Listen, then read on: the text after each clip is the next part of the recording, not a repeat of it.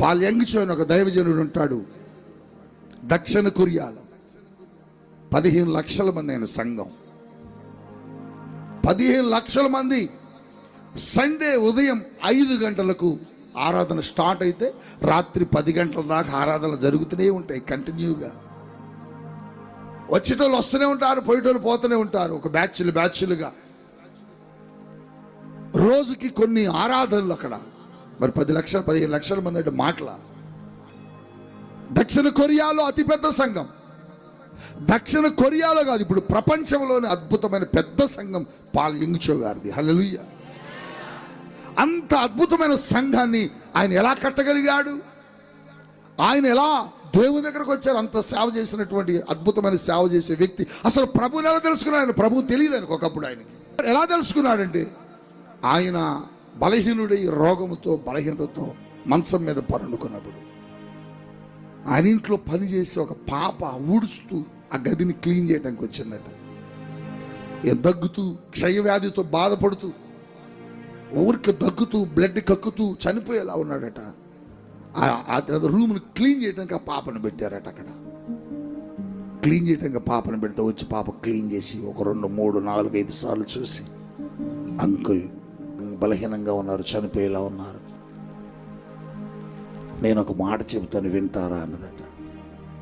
రోజు ఊడవడానికి వస్తుంది కదా, పరిచయం పెరిగింది.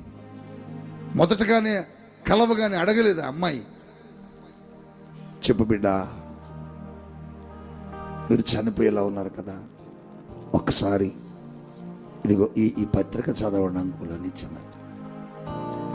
పత్రిక ఏంటని చూస్తే, యేసుని గురించి నీకు తెలుసా అని ఆ పత్రికలో కొన్ని మాటలు వాక్యాలు రాయబడ్డాయట.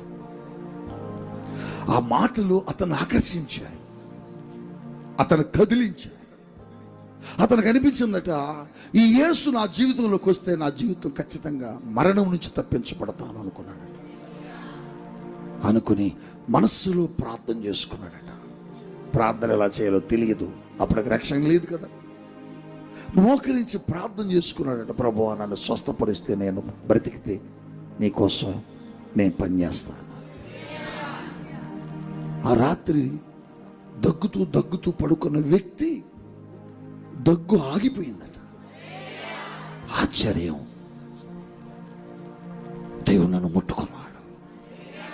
ఆ రాత్రి ప్రార్థన చేసుకుని పడుకున్నప్పుడు ఒక తెల్లని వస్త్రములు కలిగిన ఒక మనుష్యుడు తన దగ్గరికి రావడం, ఆయన గొంతు మీద శరీరం మీద తన చేతులుంచి ఆయన తన తాకి వెళ్ళిపోతున్నట్లుగా ఒక ప్రత్యేకమైన ఒక ప్రత్యక్షత దర్శనం చూశాడట. ఉదయం నుండి దగ్గు ఆయాసం అంతా పోయింది, రక్తం కక్కడం ఆగిపోయింది. డాక్టర్లు ఆశ్చర్యపోయారు, ఎలా జరిగింది అంటే ఆయన చెబుతున్నాడట, ఆ పాప నాకు ఒక పత్రిక ఇచ్చింది, ఆ పత్రికలు యేసు అనే దేవుడి గురించి నేను తెలుసుకున్నాను. ఆ దేవుడు మోకరించి మన పాపములు ఒప్పుకుంటే ఆయన క్షమించి మనం స్వస్థపరుస్తాడని అందులో రాయబడ్డది. అందుకే నేను ఒప్పుకున్నాను నా పాపాలన్నీ, కనుక నేను స్వస్థపరిచాడు యేసయ్యా అని చెప్పాడు.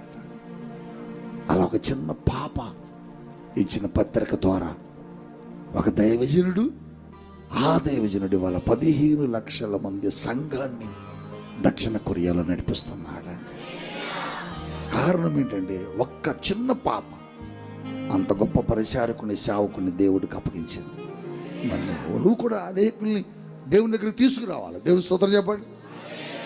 ఒక్కరుగా ఎప్పుడు రావద్దు. ఈసారి నేను చెప్పాను గతంలో, సంవత్సరానికి నువ్వు 100 మందిని నడిపించని చెప్పట్లా, సంవత్సరానికి ఒక్కరిని తీసుకురా. అటువంటి పరిచారకులుగా, అటువంటి కుటుంబాలుగా మీ మారాలా. దేవుని స్తోత్రం.